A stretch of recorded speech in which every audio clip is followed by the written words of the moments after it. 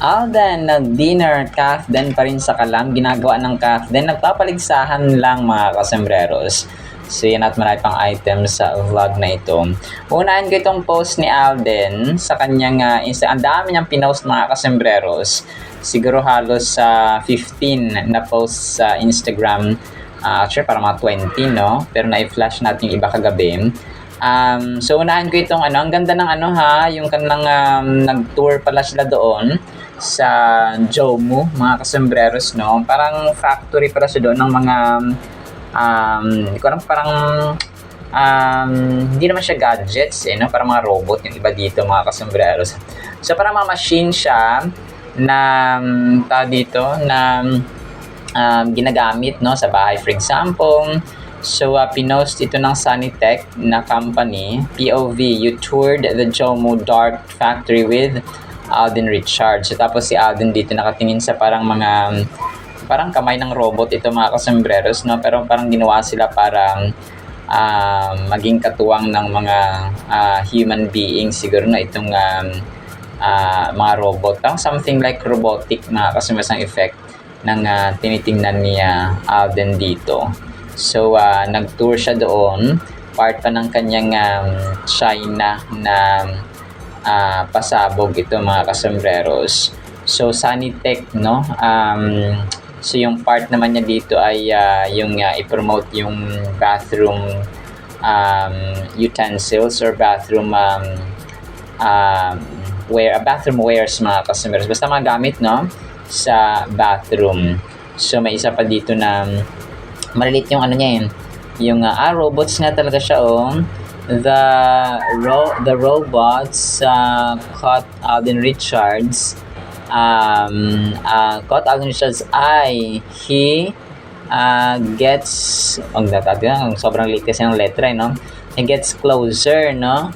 At the smart technology and precision, basta ang liit niya, mga kasembreros. So ito pa yung part pa ng so mga robots nga talaga siya. Pinost naman ito ng Jomu PH. Tapos yung isa naman ay Sanitech yung nag-post doon. Tapos may pinost din siyang aso dito na brown ang ulo, no, mga kasembreros, or kasama ang tenga. So alam natin na for daddy itong si Phenomenal Box Office Cinema. So aso niya pala ito, no? Can't wait to go home. So parang sabi niya dito ay hindi na siya mapag-antay na makauwi, no, mga customers, either si Alden or yung kanyang aso. Tapos si Kath naman, so yun, no, talagang nagpapaligsahan lang sila, mga kasembreros. Kathden pa rin sa kalam. Taping essentials. So post ni Kath ito sa kanyang Instagram, mga ginagamit niya at saka dinadala tuwing meron siyang taping. Of course, dito ang Colgate, ang yung iba pa dito na na basta, no, of course alam natin yung mga pampabango at saka kailangan ng isang dalagang Pilipina, mga kasembreros. Tapos si Alden, may pinost ulit siya dito na ibang anggulo naman, mga kasembreros, no? So pinost ito ni April na kanyang pinsan, tapos ni-repost niya sa kanyang Instagram story. So April City, no, Komu, no? Tapos yun, parang mga mga materials, no, na pang robot. So hindi naman ito si Lipax Alden, ha. So yun po. Tapos isa pang pinost sa kanyang Instagram, itong parang mga aso na tumatakbo. Tapos mga prairie dogs yata ito, no? Hasselblad, mga kasembreros. So basta, no, mga cute post ni Phenomenal Box Office Cinema King. Parang siya, parang mga hayop sa wild, mga kasembreros. Tapos napicturean yung mata, yung nguso, and so on. So ang cute na ng kanyang pinost nito, mga customers. Tapos yun, major item tayo. Spotted si Alden nung nag-dinner sila. Kasama kasama dito si Pat Kauna, and then yung mga bosses yata ito ng Jomu, mga kasembreros. So, Sunny Tech ended the workday with a fabulous dinner at Xiamen's best Italian restaurant, Unico. So proud of my super loves. So sa China sila pero nasa parang siya, parang Italian na restaurant doon sa sa China ito. So proud of you, my super loves. Beautiful shots, engaging spills, and superb direction for his content. Super sipag, my gosh, no? Sabi dito ni Patkaw na mga kasembreros. So, yun, spotted sila na nag-dinner sa isang Italian restaurant, mga kasembreros. Tapos, isa pang pinost dito ni Alden sa kanyang Instagram, itong anime, no, mga kasembreros. So, Bleach naman ito, Thousand Year Blood War The Calamity. So, Netflix, no, nanonood siya ng Netflix. Broke my heart, no. Ito ay hindi ko alam kung anong ito. Basta siya.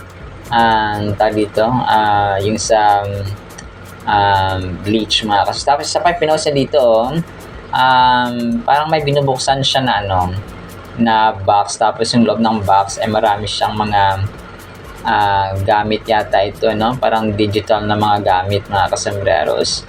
May cord and so on. So basta parang mga okay. So parang camera pala ito. Inassemble niya, mga kasembreros, yung camera. So ang ganda, no? Ang ganda ng pagkaka-assemble, of course, no? High-tech ito ng mga camera. Mamahalin ito, super, mga kasembreros. Pag mga ganitong mga uri ng camera. So mahilig din kasi parang si Sam, talaga mahilig din mag-camera, no? Video, picture si Leisa, mga kasembreros. Si Kath naman ay parang may pupuntahan yata siya dito na naka-gray siya. Tapos may bag, no? Parang kunwari posing. Si Phenomenal Box Office Cinema King, Queen. Suppose ito ni Kitty Marieclo, mga kasembreros. So, tapos naka-gray yung suit dito ni Kath, no? So, hindi ko na alam kung saan. Tapos, ang cute niya kasi ngumiti siya, no? Full smile sa dulo at saka nagpikit ng mata tapos nagpa-smile. So, posing. Hindi ko lang, parang na-post na ito nakaraan, pero kagabi lang kasi pinost ni Kitty, Kitty Marieclo, mga kasembreros. Tapos, yun, no? Grabe, endorsements ni Kath. Na-recall kagabi, mga kasembreros. So, grabe, no? Talaga nagpapaligsahan ang Kath din sa mga endorsements and ganaps and projects, mga kasembreros. So, si Kath dito, no? Kung isa-isin mo, sobrang dami. Pepsi, paracetamol din pala dati, no? Nagparacetamol din siya. Pero parang wala na siyang gaano yun endorsement video na ginawa, no? Natapos na siguro yung kontrata. Isla Amara, Glade, yung Great Taste, Energen, Sunsilk, Pons, TNT. Alam ko Sunsilk, parang hindi siya yung Sunsilk cream silk na siya, mga kasembreros.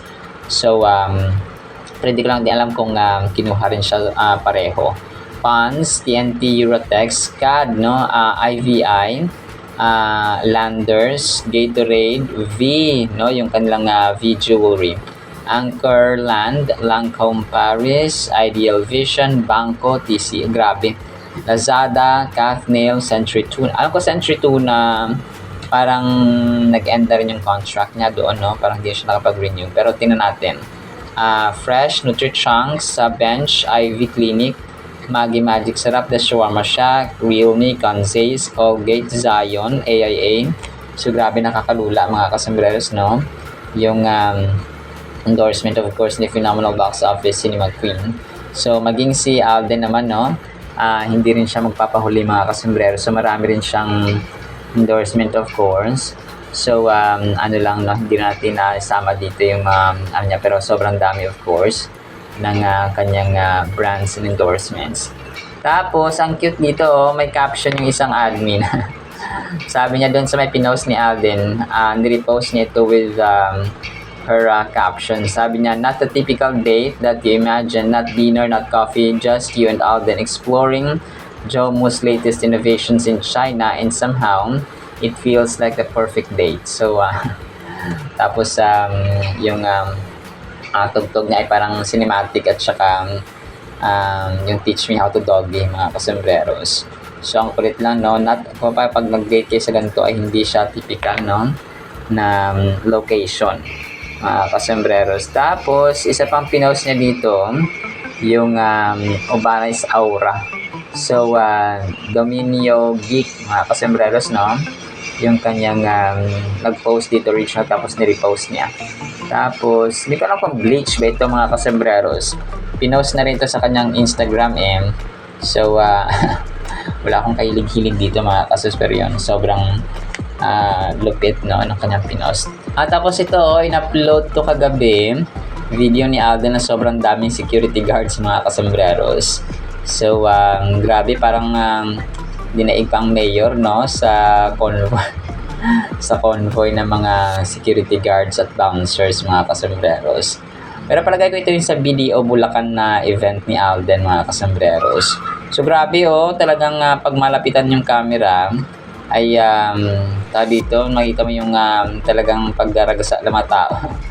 So, BDO Fiesta Bulacan niya ito na event, mga kasembreros. So, kagabi lang ito pinost kasi, no, ng isang admin sa TikTok account, mga kasembreros. So, ito yung totoong mayor, no? Kahit na hindi politiko, namimigay ng ayuda, namimigay ng tulong sa mga tao, mga kasembreros, at saka nasalanta ng baha. Tapos, si Kath naman ay spotted siya dito, no? Pinost ito yung Cheryl Cruz, isang content creator. No? Ito yung pagsakay ni Kath sa escalator naman, mga kasembreros. So, kasama niya sina Owen Sarmiento, John Valle, tapos iba niyang mga iba niyang mga iba niyang mga mga glam team, mga kasembreros. So, this was still part of her All Therapy Prime na fan meet, mga kasembreros, or yung pag-lunch, no, hard lunch, mga kasembreros, ng All Therapy Prime na brand, or kay Kath, no? Pag-launch kay Kath as U Prime brand ambassador, mga kasembreros. Tapos, si Kath, grabe dito kasi parang napasama siya sa mga di kalibreng mga pelikula sa Asia, mga kasembreros, or top 30 most famous film actresses sa Asia, mga kasembreros. So, parang siya lang yung napasama dito, mga kasembreros. Hindi ko lang sure kung ano yung pinagbasehan dito. Kasi, marami namang mga famous na mga actresses sa Pilipinas, like sina Bea Alonso, no? Hindi napasama dito, no? Sina Julian Santos pa dati. So, hindi ko lang alam kung ano yung nila, yung kanilang basis. Pero yun, nakakatuwa na kasama si Kath sa top 30 most famous film actresses. So, sina Angel Oxinda. Alam ko si Bea, si Tony, si Julia Barreto. So, parang yung Frances. Basta hindi ko lang kung ano yung basis nila. Tapos, ito naman ay video clip sa Someone Someday, mga kasembreros, no? Ito po ay sina Kath, parang about fairy tale, about set up ng kasal, and so on yung kanilang pinag-uusapan dito, mga kasembreros. So, yun, parang wedding reception or venue yung kanilang ginagawa dito, mga kasembreros.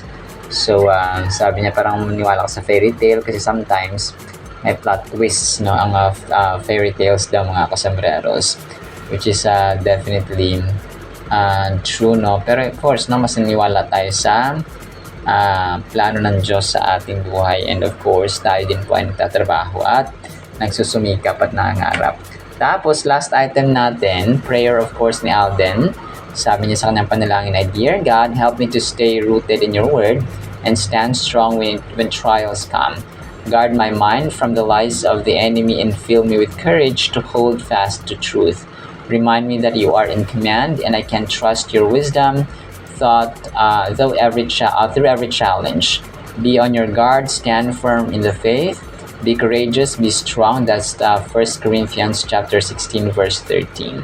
Help me keep my heart open to your will and choose obedience over compromise.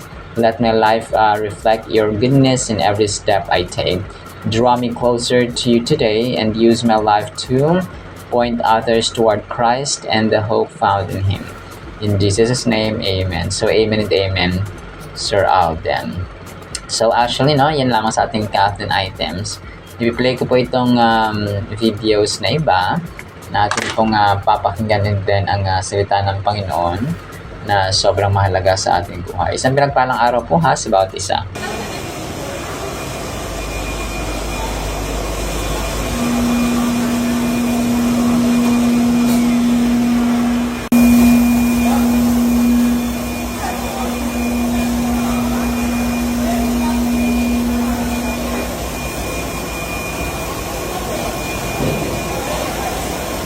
Charm, great idea. A fairy tale wedding. Kung gusto natin ng magical, may kilala rin akong supplier ng crystals at gemstones. Hindi lang yun for aesthetic ha, for luck and prosperity na rin. My friend akong costume designer. She can take care of all the costumes na kailangan natin. And pwede rin tayo makipag-tie up sa mga visual production partners natin from our previous marketing events. And meron din kaming kilala ni Ralph na wedding souvenir and wedding booth suppliers. Pero most importantly, dapat ma-immortalize natin ang event na to. This can't just be beautiful. It has to be meaningful. It should be a testament kung paano lumaban ang couple natin para sa isa't isa. Napakaganda po nating Word of God mga kasimbre. Sobrang kailangan po natin ito.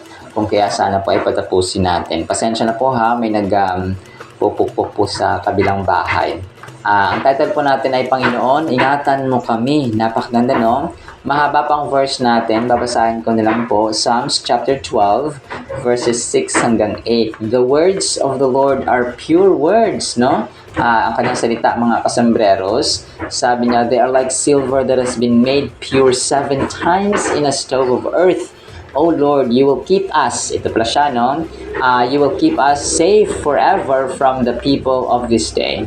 The sinful walk on every side when bad actions are held in honor among the sons of men. So inulit-ulit dito ni Haring David, itong iingatan, no? Keep us mga kasambreros, itago, ingatan, i-preserve, no? Ganun po ang sinasabi dito ni Haring David mga kasambreros. Pero ang unang verses dito na nasa verse 6 na the words of the Lord are pure words, no? Talagang puro dalisay, walang bahid ng dumi, walang bahid ng kasalanan, walang bahid ng mancha mga kasambreros. That is why sinabi niya dito na parang silver na 7 beses ininit sa apoy or 7 beses sinubok sa apoy mga kasambreros, parang katunayan ng pilak na ang salita ng Diyos ay napakadalisay at trustworthy. Mapagkakatiwala natin ang salita ng Diyos. So kung sa ating buhay wala pa tayong panahon sa Biblia, sa panalangin sa Panginoon in general, ay kailangan na po natin mga kasambreros, no? Ngayon na po ang tamang panahon para tayo po ay magkaroon ng oras, no? At spend time talaga mga kasambreros. Kung yung ating family, mahal natin sila, we spend time with them. So sa ating Diyos din po, dapat po tayo ay may panahon din po mga kasambreros, because kung mahal mo, naglalaan ka ng panahon, di ba? Yung asawa mo, anak mo, family mo, di ba naglalaan tayo ng panahon? So kasi mahal natin sila. So ganoon din po ang ating Diyos mga kasambreros. We should also, mas lalo na kasi Diyos siya, no? Siya ang nagbigay ng buhay natin, no? Siya yung nagbigay ng buhay ng pamilya natin, ng asawa, anak, magulang, and so on. So, dapat nagbibigay tayo talaga ng panahon mga kasambreros. Kasi kung wala yung oxygen, for example, na hininga natin, so wala na, patay na tayo mga kasambreros. So, imagine niyo po ha, yung ating hininga ay nasa 60 to 80 per minute mga kasambreros, no? So 60 seconds or 60 beats per minute mga, so 60 to 80, no? Yun yung normal na beat mga kasambreros ng ating puso or ng ating hininga, ng heart. So, kung kukunin ng Diyos yan, no, kung hindi ka nabibigyan ng oxygen mga kasembreros, ay wala na, patay na tayo. That is why, yung pasasalamat, yung paglalaan natin ng panahon, napakasimple na lang po yan mga kasembreros. Kung pinakamadaling pamamaraan na natin pagpapakita ng ating pagsamba, ng ating pasasalamat, ng ating papuri mga kasembreros sa ating Diyos. Kasi si Lord Jesus Christ ang pinako sa krus, no? Hindi tayo. Kung tayo siguro ang pinako sa krus na hindi naman talaga tayo worthy, ay baka sumabay sa human nature natin ay sumuko na tayo at ayaw natin gawin yun, of course, kasi sino ba naman ang tao na magpapapako sa krus dahil lang sa kasalanan ng ibang tao? Wala, di ba? Parang kabaliwan yung ganoong mindset na magpapapako ako sa krus because yung mga tao nagkasala. So no, walang ibang Diyos, no? Walang ibang anak ng Diyos ang pwedeng gumawa ng mga kasembreros, only Jesus Christ. So, nagtataka ka, no? Or magtataka ka kung yung anak ng kapitbahay mo ibibigay sa iyo tapos parang i-sacrifice. So, parang kulto naman yun mga kasembreros, no? Pero hindi, no? Jesus Christ made a way. God the Father made a way, mga kasembreros, and sent His only begotten Son, Jesus Christ, para tayo po itubusin sa ating kasalanan na worthy na tayo na ibagsak lahat sa impyerno, no? Worthy na tayo lahat parusahan kasi nakakulong na tayo. Yung inaantay na natin ay ang sentensya. Yung sentence mga kasembreros, yung verdict ng korte na tayo makukulong habang panahon.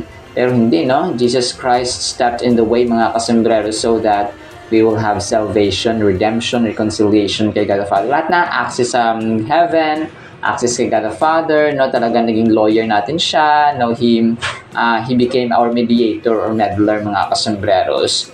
Para natin siya naging attorney mga kasembreros na pinagtanggol tayo sa ating eternal damnation supposedly. So Psalms specifically dito yung verse 7 na sabi niya, "Oh Lord, you will keep us. You will keep us safe forever from the people of this day." Grabe, no? So ibig sabihin ng mga tao ngayon, napaka-powerful kasi imagine niyo yung buhay ni Haring David noon. So may mga evil people sa panahon niya, no? Kasi sinabi niya on this day. So naging tuloy siya, naging forever, no, yung kanyang term na on this day. Kasi kung araw na ito, tapos babasahin ulit siya bukas, on this day na naman. So parang ganun siya ba, no? Babasahin mo siya after 20 years, after 50 years. So on this day pa rin yung term. So ibig sabihin, yung current generation where we live in mga kasembreros, ay hindi natin maiiwasan na meron talagang wicked generation. Meron talaga siyang wicked people mga kasembreros. Kasi from the time of Adam and Eve pa lang, no, to the time of Abraham, Isaac, Jacob, and the forefathers of the nations, mga kasembreros, ay naghahari talaga si Satanas, mga kasembreros, no? Sa isipan ng maraming tao sa mundong ito. So the psalmist expresses a profound trust in the Lord's ability and willingness to preserve His faithful ones throughout generations. We live in a world that often feels chaotic and uncertain, and this verse reassures us that amidst trouble, God remains our steadfast protector. Grabe, no?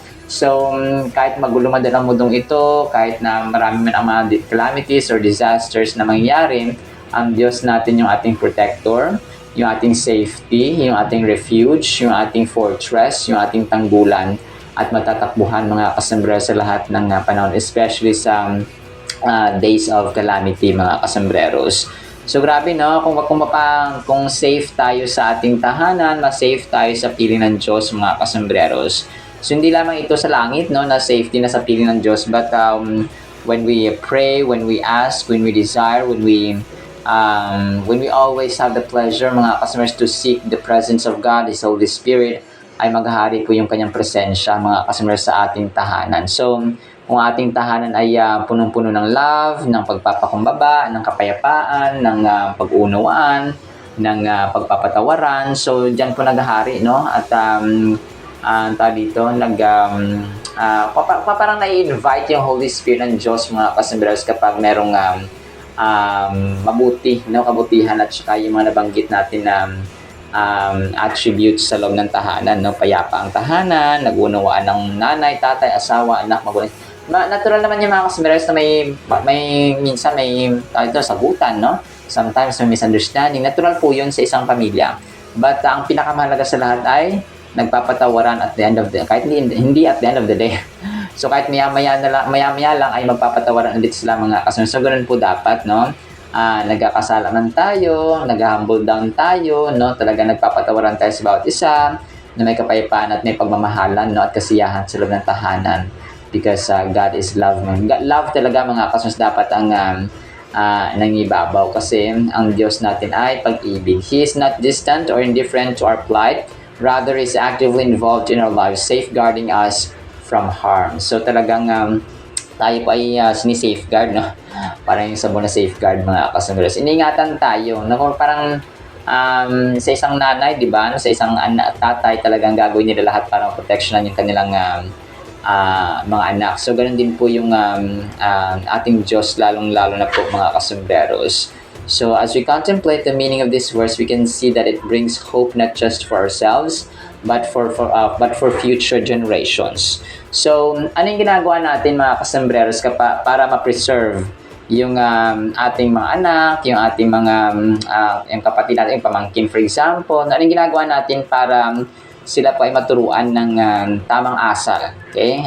Maybe dinidisiplina natin, tama yon. Maybe tinuturuan natin ng mabuting ugali, tama yon.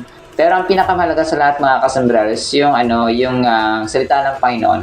Okay? Huwag nating kalimutan talaga, priority list talaga yung salita ng Panginoon sa Biblia mga kasomberos. Kasi kapag wala yun, parang kulang. No, hindi kompleto siya mga kasomberos kapag puro disiplina. Kasi marami ako nakitang magulang na dinidisiplina nila yung kanilang anak, no? Okay naman, no? Nung batang disiplina nila, tapos naging naging mabait naman sila. Pero, nung na-influensya na yung mga anak nila ng barkada, for example, or dumating yung time na yung anak na lang yung nagtatrabaho, tapos siya yung nagpo-provide sa family, yung tatay, nanay, wala nang trabaho. So parang nag-iba yung ihip ng hangin, no? Parang pinalayas na yung anak ng yung magulang niya kasi ganito ganyan. So kung pa may kulang talaga mga kasmas, kasi ang anak pag tinuruan mo na maging masipag, it's just one aspect ng buhay na itinuturo natin sa kanila, and that is to gain financial o finances mga kasomberos. So, yung financial aspect natin ay isa lamang sa ating aspects na kinabubuhay. Meron pa tayong spiritual, meron pa tayong physical, meron pa tayong relational, meron pa tayong mental, So, dito natin nakita na hindi lamang financial. And financial is, tama yon. That's just one aspect. Pero how about spiritual? No? Kasi meron tayong kaluluwa, meron tayong relationship sa Panginoon dapat nating nalagaan. So, tinuturuan ba natin yung mga anak natin ng ganoon? So, passing down yung sa next generation. So, isipin natin na ganoon siya mga kasomberos. Turuan natin maging masipag yung mga anak natin, yung apo, pamangkin, and so on. Pero turuan natin sila lalong-lalo na po ng salita ng Diyos. Kasi talaga ako pabuhay ako na testimony na marami ang nakikita na parang okay naman ko sila nung maliit pa yung mga anak nila. Pero nung lumaki na at saka yung anak na yung nag-provide, parang kasi nga hindi natanim yung salita ng Diyos. Kasi ang salita ng Diyos, forever. So kung natamnan sila ng salita ng Diyos na maliban sa pagtatrabaho, maliban sa pag-earn ng finances, ng pera, ng income, ay dapat love ang ibabaw. So tinan nyo tuloy nangyari. Dahil walang salita ng Diyos na naitanim dun sa mga bata, nung lumaki ang bata, parang ano ang tawag dun sa parang siningil, no? Parang siningil na ng anak yung magulang niya. Kasi parang napagod na siya mga kasomberos. Whereas kapag naghahari doon ng love ng Panginoon ay sabihin ng iba na case-to-case basis naman, baka ganito yung story. So pero in general truth mga kasomberos at saka practical na kasi nangyayari talaga yun sa ating society at sa ating paligid, na dumarating ang panahon na yung anak, yung siya nag-provide, parang yung mga magulang niya pinalayas niya kasi ganito ganyan, parang so di ba parang nakakalungkot na katotohanan yan mga kasomberos, realities of life, but it actually happens. Kung kaya napakahalaga po talaga turuan sila ng salita ng Diyos mga kasomberos. Kulang yung pagtuturo natin ng disiplina without the Word of God mga kasomberos, kasi yun yung pampalasa sa lahat no? At ang pinakamahalagang ingredient yung salita ng Diyos mga kasomberos. So yun po yung pinakasekretong weapon sa pagpapalaki ng isang anak mga kasomberos. Alright, so now sa ating Word of God pagpalain po tayo ng pag-ibig, pananampalataya, pag-asa, and of course yung ating safety nest nor security mga kasembreros na mararanasan lamang natin sa ating Diyos mga kasembreros na iingatan tayo ng Panginoon. In the mighty, holy, sweet, magnificent name of the Lord Jesus Christ we pray, with the communion of the Holy Spirit of the living God. And everyone said Amen and Amen. See you sa next segment mga kasembreros and paalam po.